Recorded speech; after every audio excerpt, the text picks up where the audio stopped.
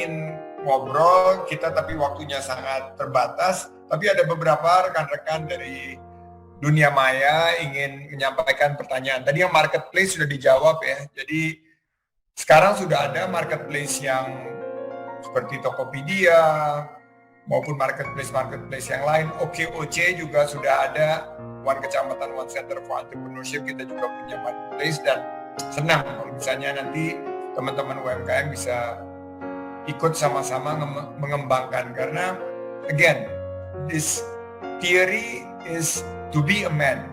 Bagaimana kita man up gitu. Ini sebuah krisis, dan krisis ini yang memisahkan mana yang ya anak-anak ingusan, mana yang memang sudah dewasa untuk mampu untuk membawa tongkat perubahan ekonomi Indonesia ke depan. Ini ada 3 pertanyaan kita jawab di 5 menit terakhir, Bosman. Pertama, bagaimana mengubah cara pikiran kita antara pemikiran kritis dan juga pemikiran yang menjadi solusi. Nah, karena saya hostnya nih, jadi saya pilih pertanyaan-pertanyaan yang susah untuk Bosman. Karena Bosman kan jauh lebih pengalaman, udah pernah Blanglang Buana dan Santara ini udah cukup eksis. Jadi pertanyaan-pertanyaan yang susah saya atribusikan ke Bosman. Pertanyaan kedua, bagaimana bisnis model yang berbasis souvenir kerajinan tangan yang diekspor ke Amerika dan Eropa mengalami penurunan drastis? Gimana cara terbaik menghadapinya, seperti apa? Ini pertanyaan buat Bosman. Tolong catat tuh. Ini bisnisnya adalah souvenir kerajinan tangan yang diekspor ke Amerika dan Eropa. Bagaimana strategi, cara terbaik menghadapi COVID-19 ini? Terus pertanyaan terakhir, Bosman, gimana kalau kita belajar trading nih? Jadi ini ada 3 pertanyaan, yang trading saya yang jawab, pemikiran kritis dan solusi saya yang jawab, tapi untuk bisnis model berbasis souvenir kerajinan tangan, monggo. Waktunya untuk ngapunten, Mas Bosman. Ngapunten, silakan. Jadi jangan lama-lama. Jadi gini, bisnis souvenir adalah bisnis emotional buying. Jadi beli karena emosi gitu ya. Jadi bukan bisnis yang karena kita mau membeli. Jadi sekali lagi emotional buying. Jadi bisnis souvenir selalu harus berada di tempat yang menimbulkan memorable tadi. Jadi misalnya di Borobudur, di candi, di sebuah tempat yang romantik dan lain sebagainya.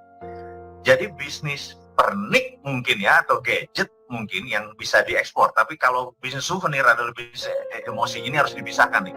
Kalau tadi bisnisnya adalah decoration, barang kecil-kecil gitu, itu beda dengan bisnis souvenir. Sekali lagi saya mau pisahkan supaya kita mengerti apa itu bisnis souvenir atau itu bisnis barang oleh-oleh yang untuk dikirim tadi, barang kecil pernik tadi. Nah, kalau barang pernik ke Amerika saat ini karena kebutuhan tertier, ingat ya, kita bisnis itu harus tahu bahwa ada kebutuhan primer, kebutuhan second, dan tertier.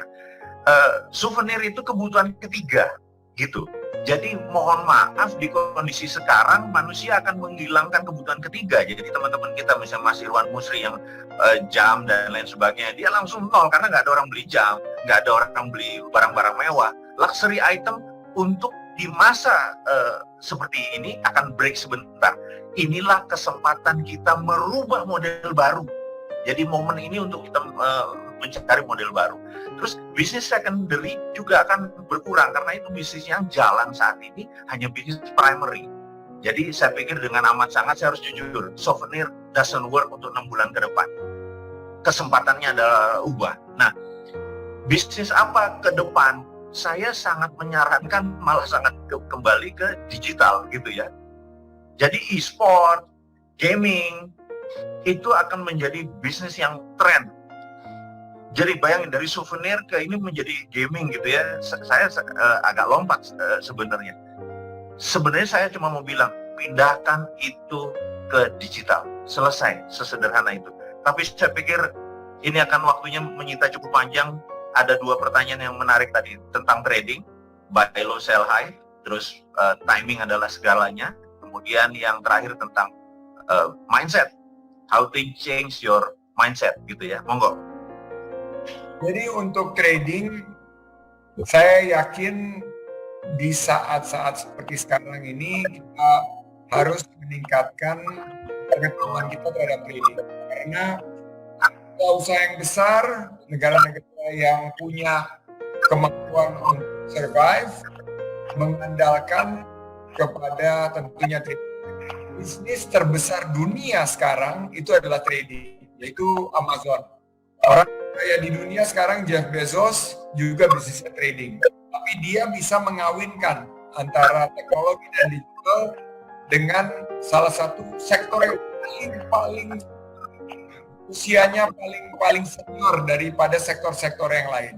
Sebelum ada sektor-sektor lain, bisnis trading itu yang membawa Marco Polo, membawa bagaimana pelaut-pelaut di zaman ya sebelum kita masuk ke masa modern ini memulai usahanya. Jadi trading kalau berkaitan dengan buy low sell high, trading di marketplace maupun trading di financial instrument, trading dilakukan juga di sektor pasar modal, pasar keuangan, ini saat yang baik. Dan terakhir, mengubah cara pikir kita. Ini menarik nih. Saya kemarin ini dapat masukan ada seorang tokoh politik yang bertanya kepada seorang tokoh politik yang lain tentang pandangan di saat COVID-19, di saat ekonomi. Ini ada 2 black swan loh, Bosman. Selain COVID-19, diem-diem nih ada kok satu black swan yang lain yang kita nggak terlalu ngikutin, yaitu oil war antara Saudi dan Rusia. Akibatnya perang supply, harga minyak jatuh mendekati $20. Saya memulai usaha waktu harga minyak hanya $10. Saya melihat bahwa ini adalah fenomena yang juga sangat serius. Nah, karena ada 2 black swan, ada kejadian ekonomi, tentunya ini adalah kejadian yang luar biasa, butuh satu solusi yang luar biasa. Nah, seorang politisi ini nanya, Sandi ini posisinya di mana sih? Dia ini pendukung pemerintah, kan partainya pendukung pemerintah, atau dia ini bagian daripada oposisi? Nah, cara berpikir seperti ini yang menurut saya membawa kita semakin jauh dari cita-cita kita ingin menjadi negara yang maju, adil, dan makmur sejahtera. Karena jika kita memberikan kritik, itu bukan berarti kita oposisi. Justru kita cinta terhadap bangsa kita. Jika kita memberikan solusi, itu bukan berarti kita mau sok pinter, tapi kita ingin memperkaya diskursus. Jadi pandangan-pandangan kita sekarang, saya ingin ingatkan kita semua, kalau Bosman ngomong memberikan satu solusi, satu kritikan, itu adalah bagian dia mencintai negaranya. Dan saya sangat hargai itu. Dan kita harusnya memperkaya diskursus ini. Jangan setiap kali berbeda pendapat, dia di oposisi, kalau yang setuju pemerintah, dibagi-bagi gitu. Black and white, nggak ada. Kita berbangsa bernegara, syukuri. Perbedaan pendapat itu adalah justru karunia buat kita negara. Kuncinya adalah kita menerima itu berhusnuzon.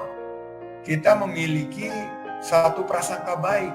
Karena kalau kita berbeda pendapat, belum tentu kita saling hate each other.